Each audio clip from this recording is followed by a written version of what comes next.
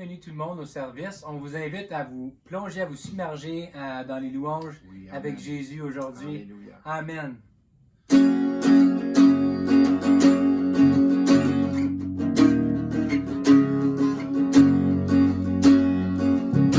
suis-je pour que le roi des cieux ouvre ses bras?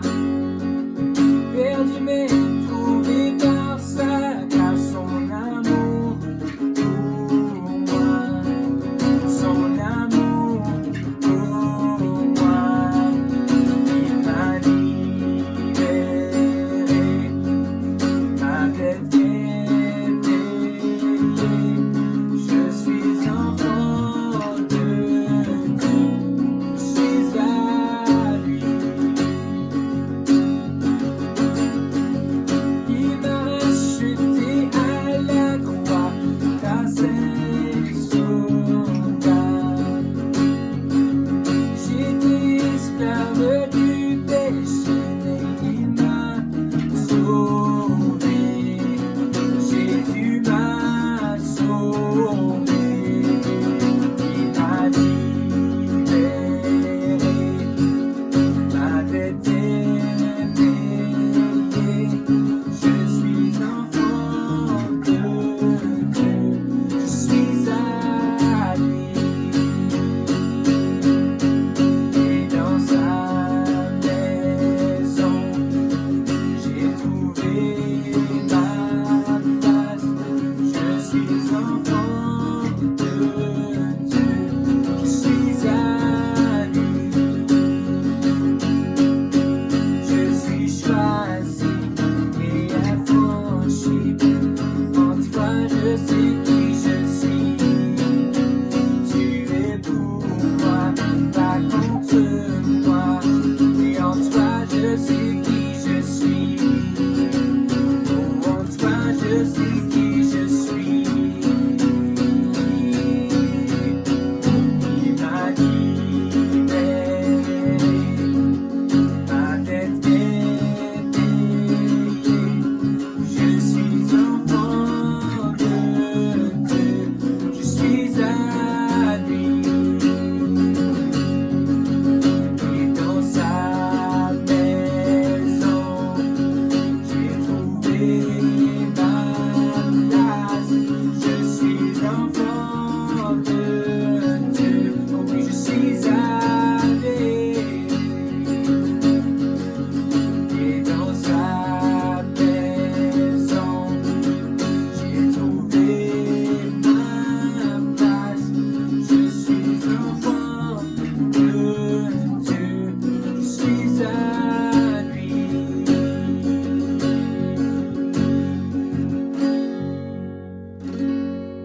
Merci Seigneur. Merci Jésus.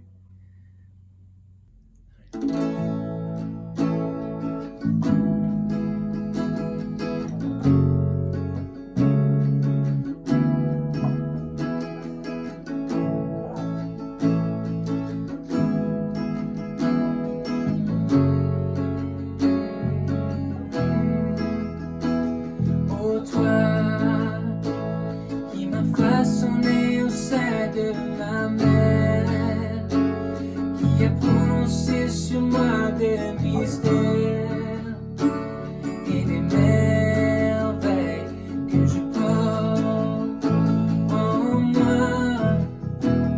Oh toi qui as célébré le jour de ma venue, qui m'a accueilli à bras étendus, et ce cœur de père s'est ému en moi. Oh toi qui m'as vu tourner pour me perdre, tu ne cessais de crier dans le désert que tu m'aimais et que je compte pour toi.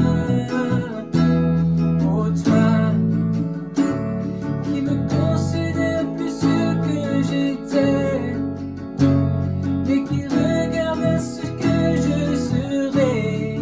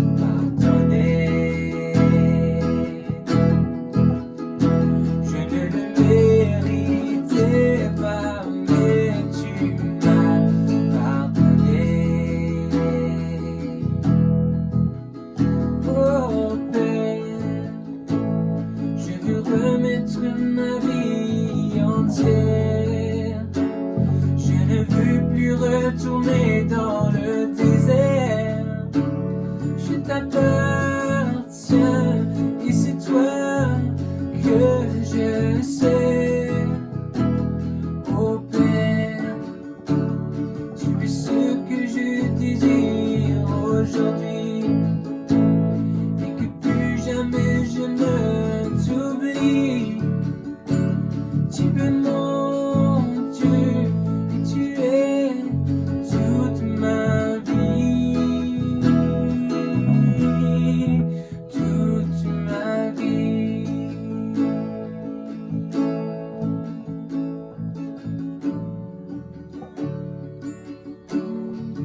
Toute ma vie.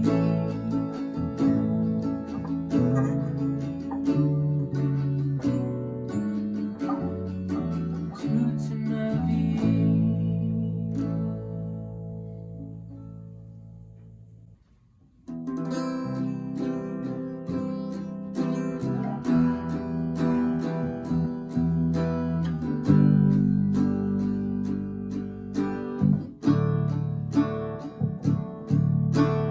Oh, quelle paix en ce moment, dans le calme de ta présence, quand le bruit faiblit, tu parles à mon âme, tu es toute mon attention, fais-moi entendre ta voix, je ne veux rien manquer.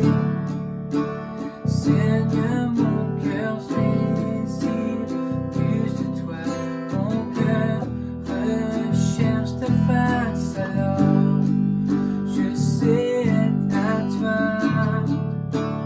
Tout en moi est ému par ton amour, captivé par qui tu es. Apprends-moi à te connaître plus encore. Je veux m'approcher de toi, laisser mes peurs derrière moi. Seigneur, viens toucher ma vie à nouveau. Oh, oh, oh,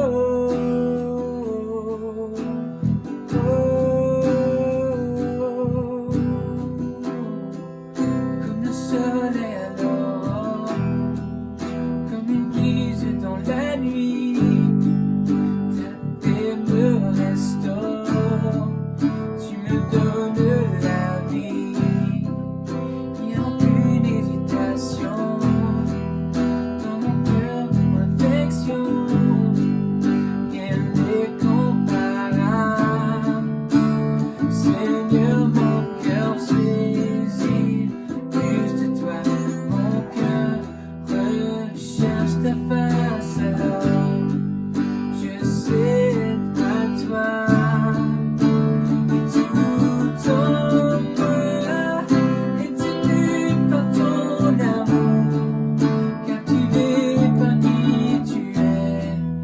Apprends-moi à te connaître plus encore. Je veux m'approcher de toi, laisser mes peurs derrière moi. Seigneur, viens toucher ma vie à nouveau. Oh, oh, oh, oh, oh,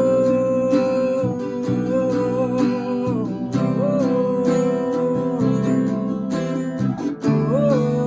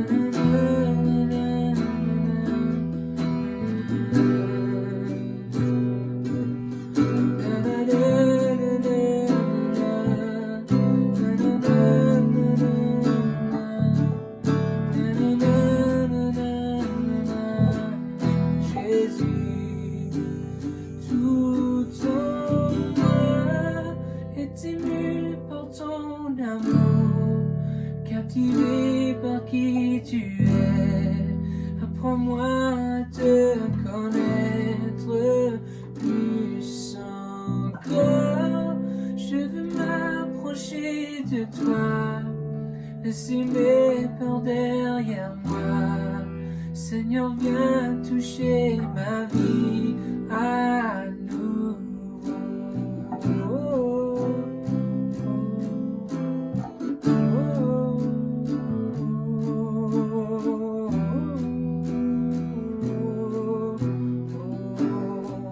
Seigneur, viens toucher ma vie.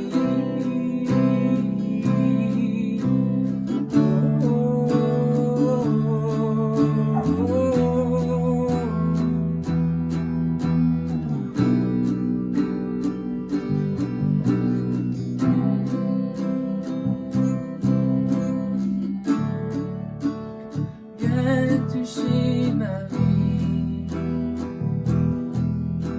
Touche Seigneur, touche Seigneur.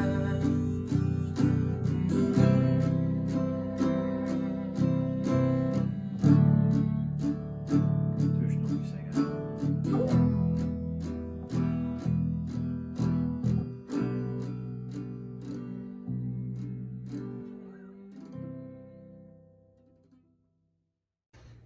Bon matin à tous, bienvenue à notre service. Nous sommes bénis dans sa présence. Amen. Alléluia. Juste avant que Pasteur Denis vienne prêcher la parole ce matin, que vous voulez entendre, laissez-moi partager dans Luc 6, 38. Donnez et il vous sera donné. On versera dans votre sein une bonne mesure, serrée, secouée et qui déborde, car on vous mesurera avec la mesure dont vous vous serez servi. C'est l'offrande qui établit le contact entre l'invisible et le visible. Nous qui sommes visibles, nous offrons quelque chose de visible à celui qui est invisible, parce que nous croyons qu'il existe. Alléluia. L'offrande symbolise notre foi en un Dieu invisible. Il y a une force spirituelle sur l'offrande. Nous devrons offrir avec notre cœur. Si l'on devait raisonner avant d'offrir à Dieu, je ne pense pas qu'Abraham allait amener Isaac à la montagne de Moria. Humainement, la demande de Dieu allait lui paraître absurde. Tous ceux qui ont foi dans la Bible ne sont pas fiés sur leur raisonnement, mais plutôt à la révélation qu'il avait reçue. Le diable n'aime pas quand on donne, car il sait qu'il y a une réelle puissance dans l'offrande capable de briser le cycle de la pauvreté dans la vie de l'homme. Au-delà de briser le cycle de la pauvreté, l'offrande favorise l'exaucement des prières ou accélère leur exaucement. Aussi, l'offrande produit la multiplication de ce que l'on a, car elle est une semence. Quand on met un grain de maïs dans la terre, on récolte des épis de maïs. Jésus-Christ lui-même est une semence. Il a fallu que le Père mette en terre pour qu'il ait le monde entier comme récolte. Jean 3,16 nous dit, « Car Dieu a tant aimé le monde qu'il a donné son Fils. » Il a donné son Fils, que quiconque croit en lui ne périsse point, mais ait la vie éternelle. Également, il y a dans l'offrande une puissance capable d'assurer la protection de notre progéniture. L'offrande transforme des vies. Il y a des gens qui posent des actes qui leur attirent la faveur divine. Par exemple, Marie a touché le corps de Jésus-Christ en offrant un parfum d'une grande valeur. La Bible dit « Jette le pain au-dessus de l'eau et tu le retrouveras ». L'offrande touche les cœurs et crée des opportunités, comme il est écrit « Donnez et il vous sera donné ».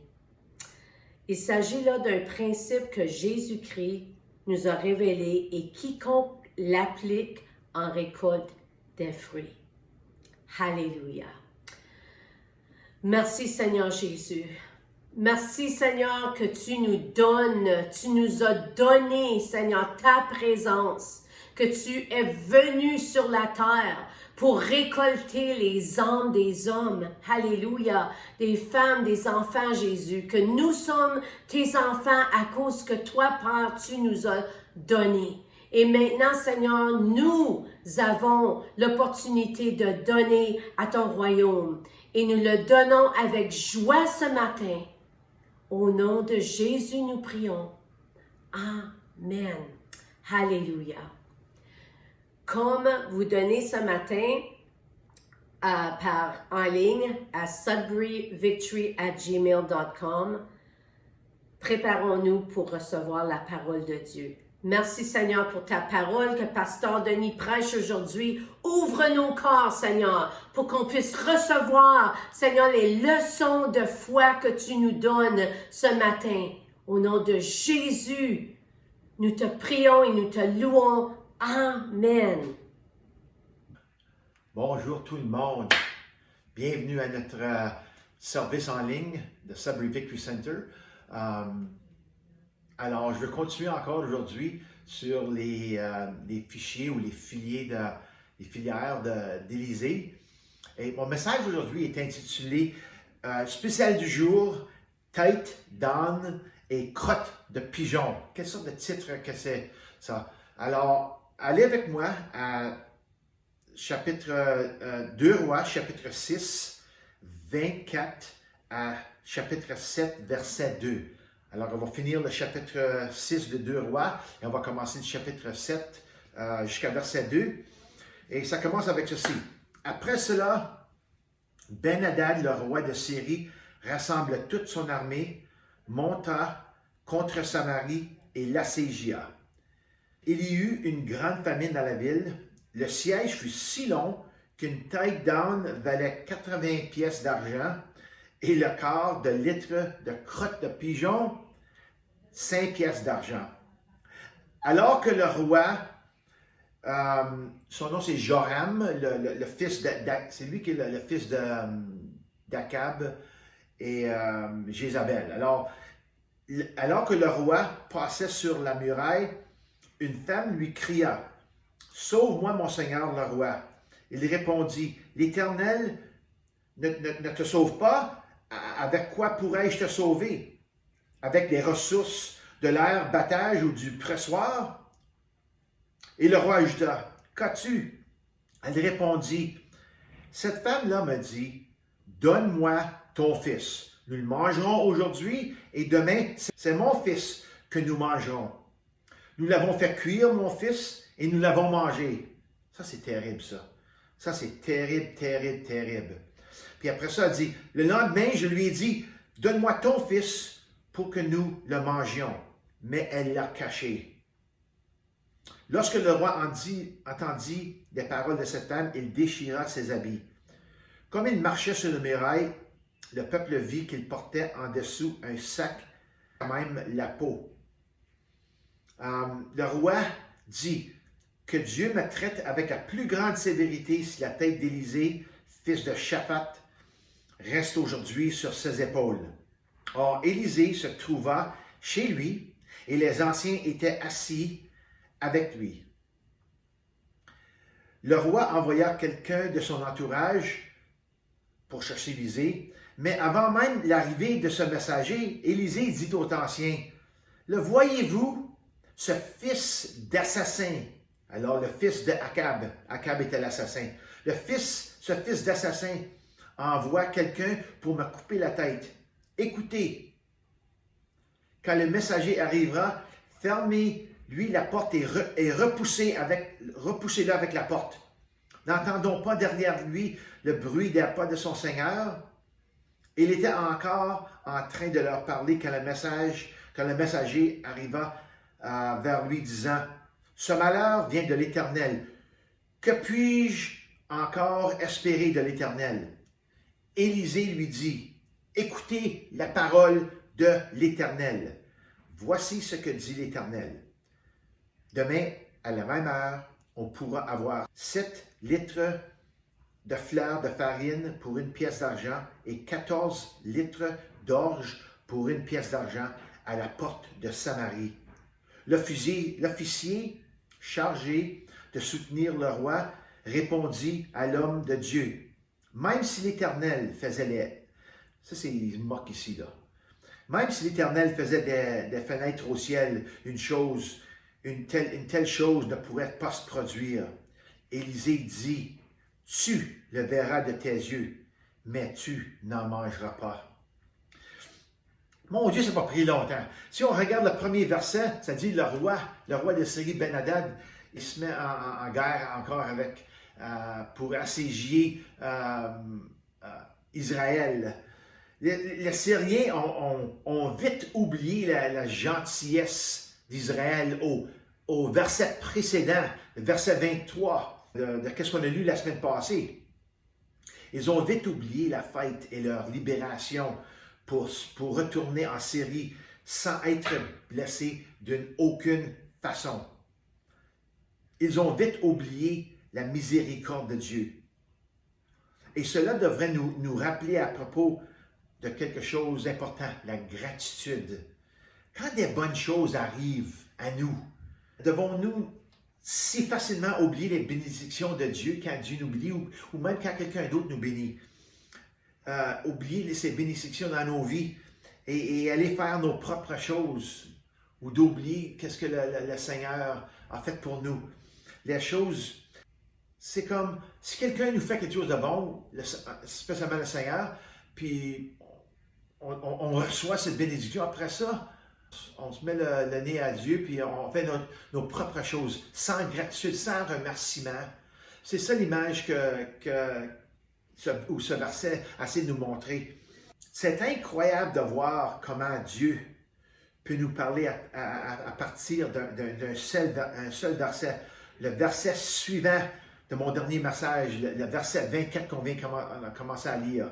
C'est incroyable, juste cette chose-là. On voit que, verset 23, qu'ils ont été bénis par Israël, par le prophète, en étant avoir un festin. Ils ont nourri leur ennemi, ils ont donné à boire à leur ennemi, et après ça, ils ont relâché leur ennemi pour aller retourner à leur patrie, à leur pays. Et puis, le verset après, ce qui dit que pas longtemps après que c'est arrivé ça. Peut-être pas la journée après, mais ça n'a pas pris longtemps. Alors, ça n'a pas duré. Ça n'a pas duré. C'est juste, je voulais juste commencer avec ça pour montrer qu'il y avait un manque de gratitude et qu'un manque de gratitude ne devrait jamais être dans notre cœur. Alléluia. Ici, dans cette histoire, on voit le commencement d'une grande famine. OK? Et je vais donner une définition ici de qu'est-ce que ça veut dire une famine. Donc, une famine est une pénurie généralisée de nourriture causée par plusieurs facteurs, notamment la guerre, l'inflation, les mauvaises récoltes, le déséquilibre démographique et même les politiques gouvernementales. Alors, aujourd'hui, on voit ça souvent.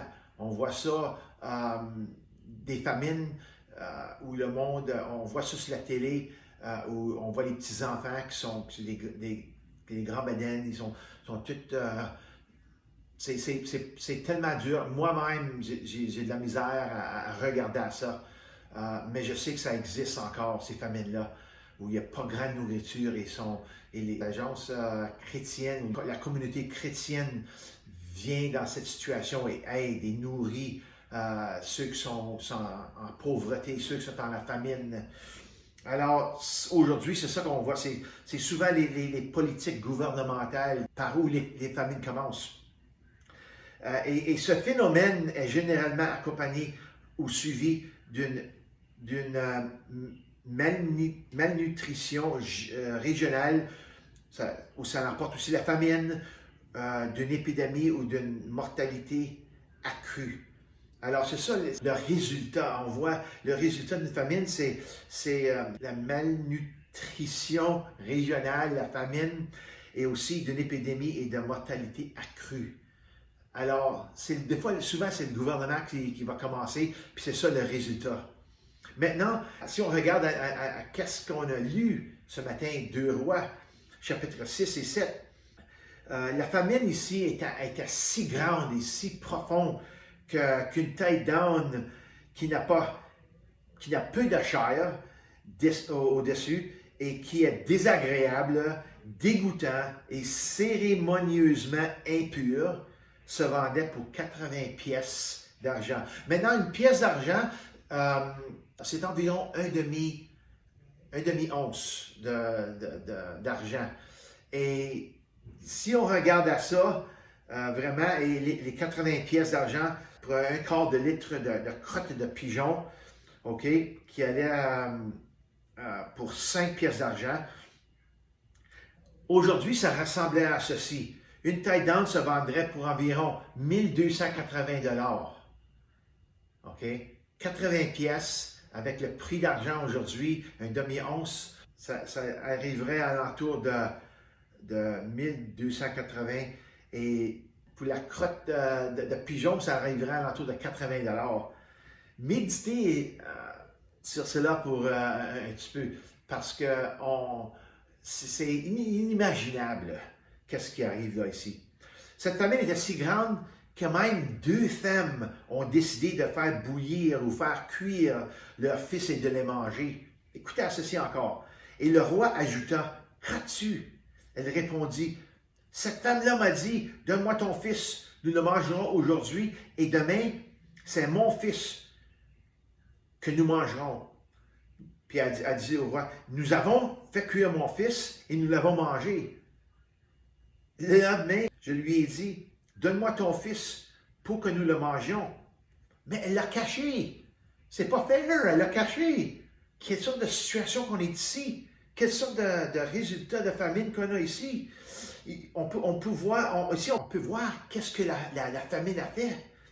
Jésus a dit un jour au diable, il a dit ça quand il était tenté dans le désert, il dit que l'homme ne vivra pas par le pain seulement. Mais je veux vous dire ce matin que dans cette histoire, la famine avait éliminé tout le pain. Il n'y avait même pas du pain à manger.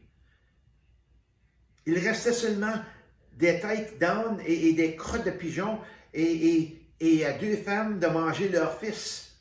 Ça, c'est inimaginable. Tu ne peux même pas penser à ça aujourd'hui, de manger tes fils, de manger des têtes d'âne, puis manger des crottes de pigeons. Ça, c'est la vraie famine, c'est une famine pure. Puis cette famine a fait ressortir le pire des gens, le cannibalisme. Pensez à ça, là, c'est une situation qui est très, très sérieuse. Alors, voici ce que nous devons comprendre. Quand il y a une famine de la parole de Dieu dans une vie, tout ce qui est mal peut arriver. OK?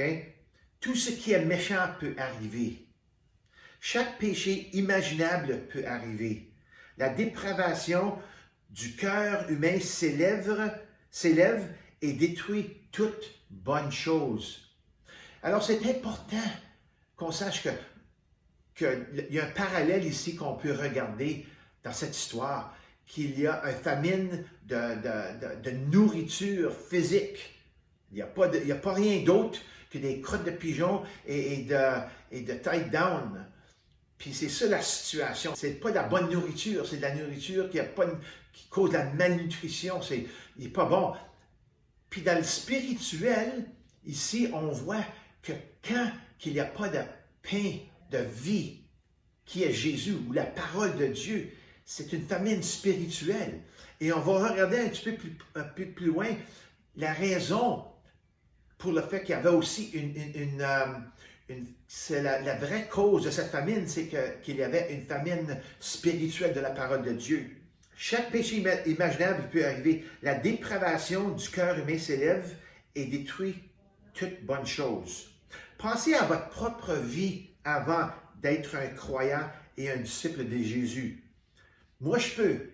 À 23 ans, la parole de Dieu m'est venue et elle m'a transformé et a commencé à développer ma vie à Jésus. OK? Et j'ai devenu un croyant. Et C'était le plus grand revirement dans ma vie. La famine était finalement terminée. Savez-vous que chaque personne qui connaît pas Jésus sont dans une famine spirituelle? Il n'y a rien.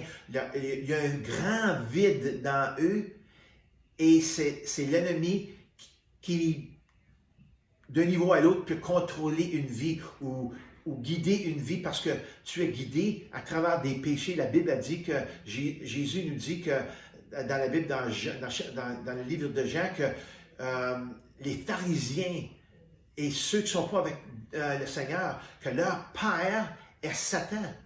Et Satan, c'est le père des péchés. Alors, quand on n'a pas Jésus dans notre cœur, ou quand on n'a pas le Père céleste qui vit en nous, nous avons Satan comme père. On a soit Dieu ou Satan.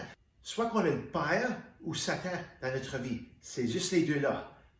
Alors, quand j'avais 23 ans, j'ai reçu Jésus dans mon cœur et il a rempli ma vie. Alléluia. Alors maintenant, j'avais de la bonne nourriture. Merci Jésus. Alléluia. J'ai marqué, la famine était terminée. Les pluies ont tombé et la sécheresse était finie. Mon salut est devenu ma transformation semblable au Christ. Hallelujah. Et c'est ça où on est en train de poursuivre, d'être comme Jésus. Et c'est seulement par l'eau de la parole, par les pluies du Saint-Esprit, qu'il n'y aura pas de sécheresse en nous. Et on va pouvoir vivre ou on va pouvoir être transformé en Jésus. Ou en Christ, alléluia, avoir l'onction et le pouvoir du Saint-Esprit en nous, comme qu'on est transformé. Il y a un groupe chrétien, Delirious, que certains de vous connaissent. Son nom, c'est Martin Smith, le leader du groupe, celui qui écrit beaucoup des chansons. Puis, il écrit une chanson une fois sur leur CD, Glow, G-L-O, et une des chansons est intitulée « Qu'aurais-je fait ?» En anglais, c'est « What would I have become ?» Qu'aurais-je fait sans Jésus? Que serais-je devenu sans Jésus?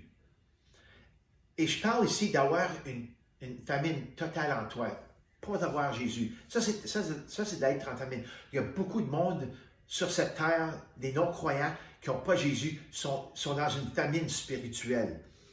Alors, je vais demander une question personnelle ici. T'es-tu déjà assis et pris le temps de méditer sur où tu serais sans Jésus? Moi, je le fais de temps en temps, je le fais assez souvent.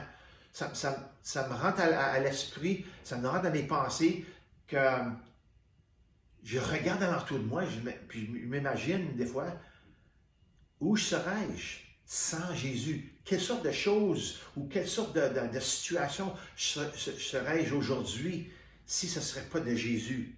À quoi ressemblerait ma vie en ce moment?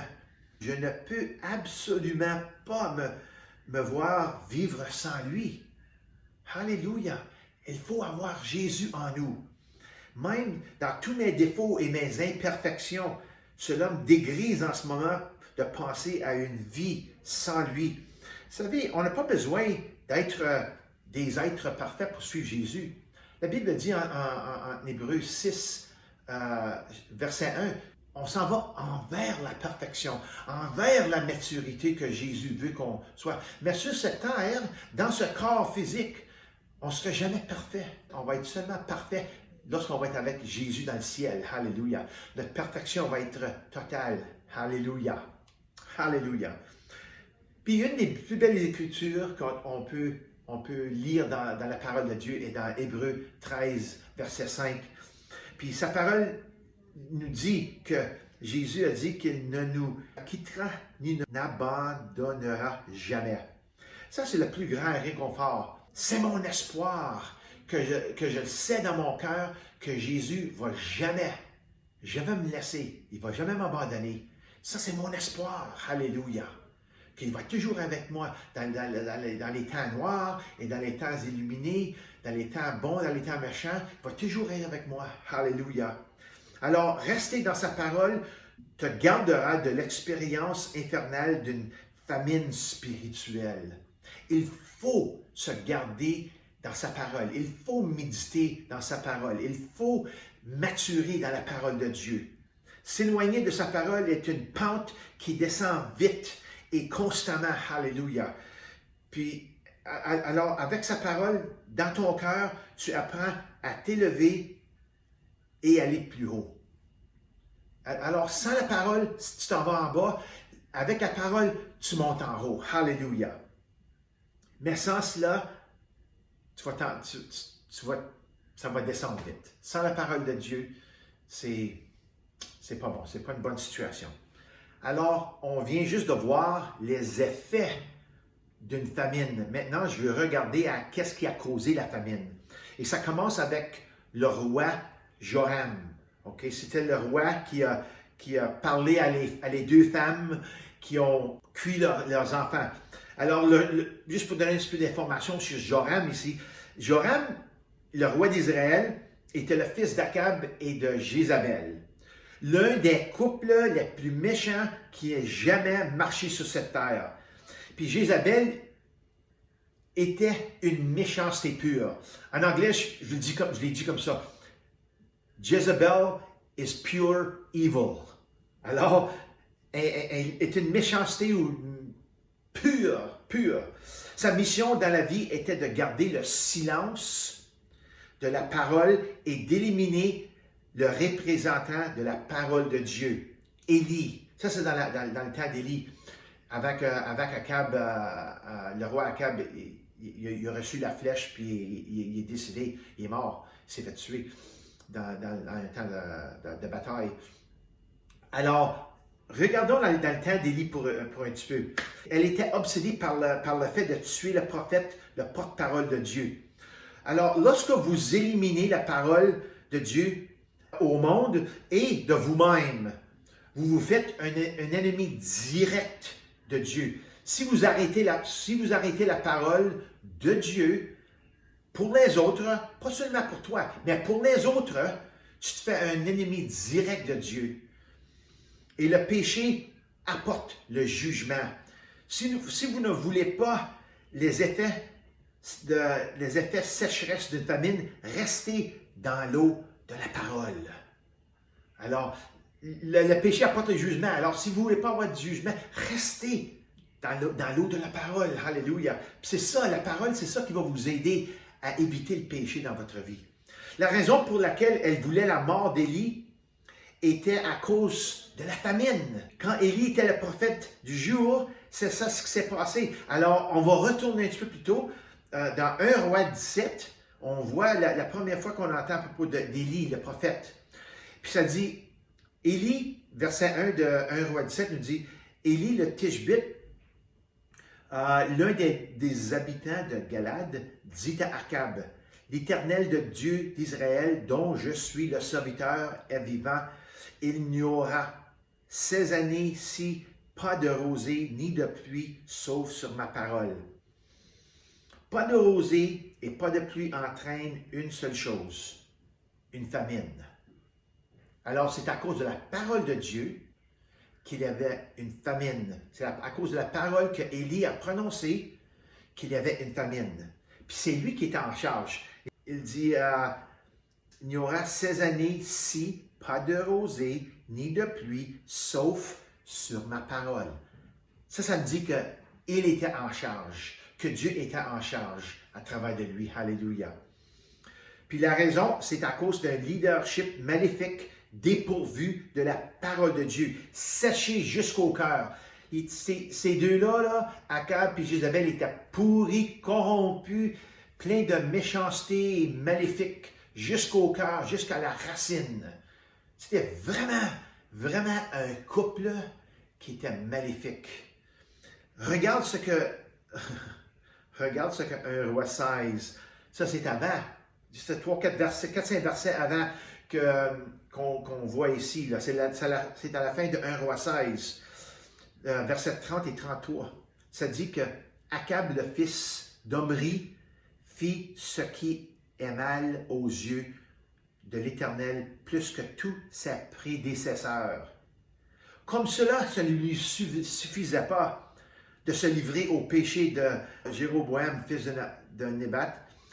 Il prit pour femme Jézabel, la fille d'Ethbaal, le roi des Sidoniens, et il alla servir Baal et se prosterner devant lui. Il érigea un autel de Baal dans le temple de Baal qu'il construisit à Samarie, et il fabriqua un poteau sacré. Écoute ceci, la dernière partie de verset 33.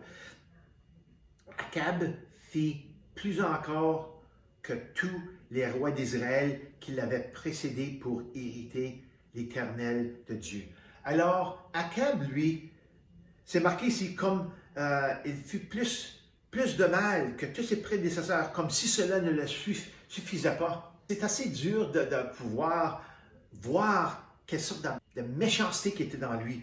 Akab s'est mis, regarde, j'ai marqué ça comme ceci, Akab s'est mis dans son cœur maléfique à faire le mal plus que quiconque. C'est presque comme il dit qu'il y avait dans son cœur, tu penses que mon père était diabolique, tu n'as rien encore vu, tu penses que tous ces rois d'Israël avant moi étaient méchants? On va te montrer qu'est-ce qui est méchant. OK? Tu n'as rien encore vu. Regardez ceci, quoi? Je vais prendre Jézabel pour ma femme. Et Jézabel, c'est peut-être la femme la plus méchante. Moi, je vais le dire, là, c'est mon opinion, que Jézabel, c'était la femme la plus méchante dans la Bible. Donc, avant tout cela, avant la famine d'Élisée, la famine d'Élie était le résultat d'une famine de la parole. Okay? Dans le pays, à cause que les péchés d'Akab et de Jézabel. À cause d'eux, il y a eu une famine. Puis c'est ça qu'on voit ici. Et c'est la même chose, c'est le même parallèle avec Élie. Il y avait une sécheresse avec le père de Joram, et Élie avait une sécheresse avec le fils d'Akab. Donc, avant tout cela, avant la famine d'Élisée, la famine d'Élie était le résultat de la famine de la parole. Okay? Leurs actions ont prouvé leur haine pour la parole de Dieu et de sa loi. Alors, ces deux-là, c'était quelque chose, pas vraiment à voir, mais c'est vraiment quelque chose qu'on rarement voit. Et maintenant, Joram, son fils, était maintenant dans la même situation que sa mère et son père, dans une famine. Et avec ça, il est devenu sur la même mission que sa mère, de décapiter Élisée, le prophète qui a remplacé Élie. Et ainsi, cette famine a été provoquée par le péché d'Israël. Alors, 2 Rois 3 nous donne une explication ici à propos de Joram. C'est marqué 2 Rois 3, 1 à 3. Joram, le fils d'Akab, devint roi d'Israël à Samarie dans la 18e année du règne de Josaphat sur Juda. Il régna 12 ans. Et il fit ce qui est mal aux yeux de l'Éternel. Mais pas autant que son père et sa mère, il démolit le monument de Baal que son père avait érigé, mais il s'attacha au péché de Jéroboam, fils de Nébat, qui avait fait pécher Israël et ne s'en détourna pas.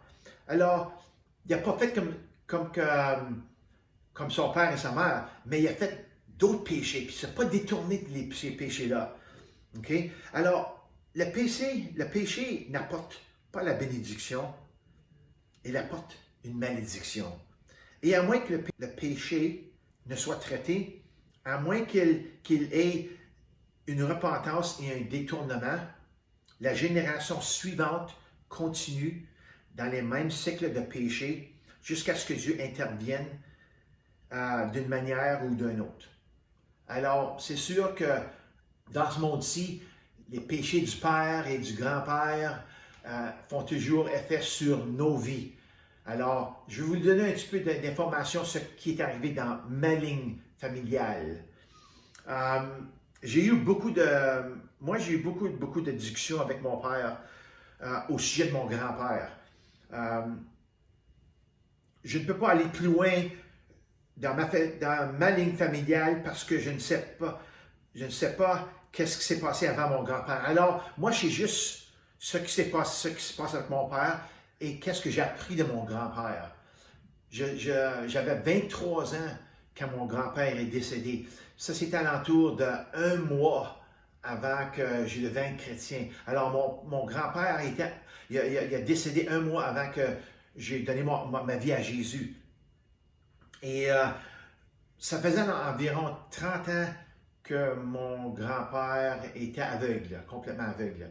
C'est arrivé dans les mi-50, avant que je sois né. Moi, j'étais né en 1960. Mais une des choses que mon grand-père, qui pourrait définir mon grand-père ou expliquer mon grand-père, c'est qu'il était un homme dur. Il buvait, mais il y avait des affaires sérieuses à propos de lui. Mon père, il a vu beaucoup de choses qui ont vraiment choqué mon père et ses frères et ses sœurs, les affaires que mon grand-père a fait. Mais c'est un homme qui travaillait très fort, il était pauvre, mais il travaillait, peu importe, il travaillait très fort. Il a montré des choses à mon père, comment fort il faut travailler dans la vie, des affaires comme ça. Mais je veux dire que j'ai entendu de mon père qu'il avait battu. Il était rough. C'était un homme qui était, on dit en anglais qu'il était rough. Il était très, très dur sur le monde. Et puis, quand ma grand-mère est décédée, je pense que c'était environ 1 an ou 2 ans avant que je suis né, mon père m'avait dit qu'ils ont vu, les gars malades, ils ont vu qu'ils étaient poqués, ils étaient battus comme ils étaient noirs et bleus. C'est pas vraiment quelque chose de beau à voir ou de penser. Mais mon père, avec tout ça, je me rappelle, mon père m'avait dit aussi que mon grand-père était sous une fois et était ivre, il avait bu, puis il commençait à battre. Puis mon père, il fallait qu'il se mette dans le milieu d'eux. Il avait juste comme 13-14 ans, il était jeune. Puis il a vraiment assommé. Mais c'est juste pour dire quelle sorte de personne mon grand-père était. Et mon père et ses 2 frères ont fait une promesse en dedans d'eux de jamais être, quand ils étaient pour se marier, de jamais être comme leur père. Et mon père, il a gardé sa promesse-là. Okay? Il a tenu sa promesse. Il a brisé la malédiction.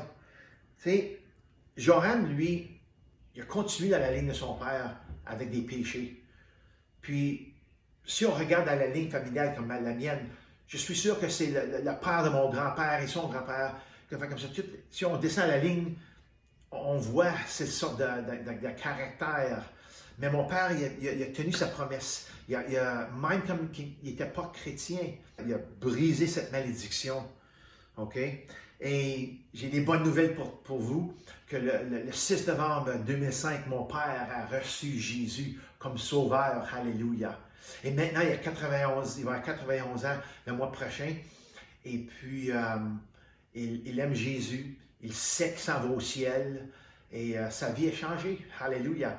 Il est un homme différent de ce qu'il était 20-25 années passées.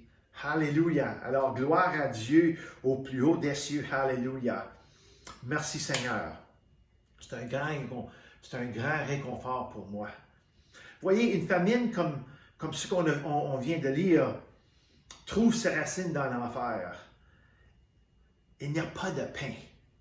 OK? Écoutez ça, là. Quand quelque chose se trouve en enfer, ça enlève le pain. Le pain physique, ici, ou le pain de la parole de Dieu. Vous savez que cette famine était assez sévère qu'il n'y avait même pas de pain disponible. Il y avait juste des têtes d'âne et des crottes de pigeons. C'était rendu à ce point-là. C'est quand il y a de la famine, on mange tout le bon manger. Après ça, il reste juste le manger qui est plus bon. La désespération des crottes de pigeons, puis des têtes d'âne. C'est rendu à ça. Alors, il n'y a plus de pain. OK? C'est loin de ce qu'il y avait qu'ils sont entrés dans la première fois dans la terre promise. Vous rappelez-vous, quand il a envoyé les 12 espions pour voir qu'est-ce qu'il y avait au bord du Jourdain. Ils ont traversé le Jourdain et ils ont été voir, ils ont été espionnés la terre promise. Et ils ont vu toutes sortes, ils ont vu la nourriture, ils ont vu l'agriculture, ils ont vu toutes les choses qui étaient bonnes. Les raisins, puis des dattes, et puis du lait, du miel, tout ça, faire comme ça, de la bonne chose. Ils ont tout expérimenté ça. Ils ont même apporté des grosses grappes de raisins énormes, tu sais. Puis, si tu regardes la situation quand ils ont entré dans la terre promise et la situation qu'ils sont maintenant, on voit ce que le péché fait. Regarde ce que Romains 3, 10 à 18 nous dit. Ça, c'est pas une belle image, mais c'est ça la vérité. Comme cela est écrit, il n'y a pas de juste, pas même un seul. Aucun n'est intelligent, aucun ne cherche Dieu. Tous se sont détournés. Ensemble, ils se sont pervertis. Il n'y en a aucun qui fasse le bien, pas même un seul. Leur gosier est une tombe ouverte. Ils se servent de leur langue pour tromper. Ils ont sur les lèvres un venin de vipère. Leur bouche est pleine de malédiction et d'amertume. Leurs pieds courent pour verser le sang. La destruction et le cœur marquent leur passage. Ils ne connaissent pas le chemin de la paix. Il n'y a aucune crainte de Dieu devant leurs yeux. Cela décrit le monde avant Jésus et même après Jésus. Ou, même si je peux le dire comme ça décrit le monde sans Jésus, sans Dieu. Mais Jésus est venu. Alléluia. 2000 ans passés, le Seigneur est venu pour éliminer ces choses-ci qu'on vient de lire. Maintenant, il y a un nouveau shérif en ville, un shérif qui respecte, qui adore la loi de Dieu. Un nouveau shérif avec le pistolet le plus rapide. C'est une image de cowboy que je vois ici, de shérif. Alléluia. Avec le pistolet le plus rapide, le plus précis de la planète, la parole de Dieu. Alléluia. Je peux voir Jésus avec 2 fusils qui indiquent la parole de Dieu. Alléluia. Alléluia. Reçois le salut. Reçois ta bénédiction. Tu es guéri au nom de Jésus. Oh, alléluia. Pow. Ce diable. Alléluia. Merci Seigneur. Il est venu apporter et mettre à la disposition de tout la justice et la droiture de Dieu. Merci Jésus. Il est venu pour détruire toutes les œuvres de Satan et pour ramener toutes choses à Dieu. Toutes choses à Dieu. Et à nous qui croient maintenant, alléluia, l'Église de Jésus-Christ. Comme vous croyez, comme vous avez Jésus en vous, vous êtes l'Église.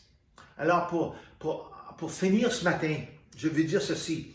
Depuis Adam, le monde est dans une descente spirale ou dans une...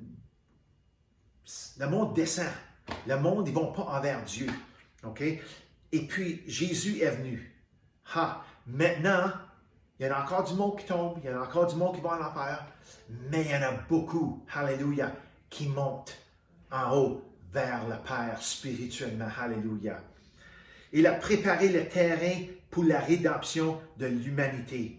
Il est venu pour briser et écraser toute malédiction qui a maudit l'humanité. Et maintenant, nous continuons. Alléluia, nous pouvons continuer ce qu'il a commencé qu'il y a 2000 ans passés. Quand son esprit vient dans nous, nous sommes changés. Alléluia. Et nous continuons ce que Jésus a fait. Il était seulement ici pour 3 ans et demi. Il a commencé quand il avait 30 ans, puis il était mort quand il avait 33 ans, 33 et demi, alentour de ça. Et alors, il a donné l'autorité à l'Église, à ceux qui croient en lui, de continuer les œuvres qu'il a commencées. Alléluia. Par son sang versé sur la croix, il nous a donné tout pouvoir et toute autorité. En faisant notre part, nous pouvons restaurer ce que Satan a détruit. Et nous avons l'autorité de le faire, nous avons la puissance de le faire. Seigneur, donne le pouvoir. Alléluia. Alléluia. Merci Jésus de nous avoir libérés de la malédiction par l'acceptation de ta parole. Alors j'ai une question pour vous ce matin. Connaissez-vous Jésus? Alléluia. Je vais vous donner une invitation ce matin. C'est simple, c'est simple, c'est simple, c'est simple de recevoir Jésus. Si ce message vous a touché et vous savez que vous n'êtes pas dans une bonne place et vous savez que j'ai besoin de quelque chose dans ma vie, je veux vous dire que ce matin, c'est Jésus que vous avez besoin ce matin. Tu as besoin de Jésus ce matin. Seulement, crois seulement en lui et que Dieu l'a ressuscité. Tu peux juste faire une prière simple. Tu peux dire, Jésus, je crois en toi. Je crois que Jésus t'a ressuscité des morts. Et je sais que je suis un pécheur, séparé de Dieu à cause de mon péché. Je demande que tu me pardonnes et aide-moi à me détourner un style de vie qui n'est pas plaisant à toi. Je repentis de mes péchés, Seigneur. Alléluia. Et je te reçois dans mon cœur. Viens vivre ta vie en moi. Alléluia. Au nom de Jésus. Et si tu dis une sorte de prière comme ça, quelque chose comme ça, que tu reçois Jésus, que tu crois en lui, il va venir, il est déjà venu dans ton cœur et il t'apprête à changer. Alors, prends le temps de lire la parole.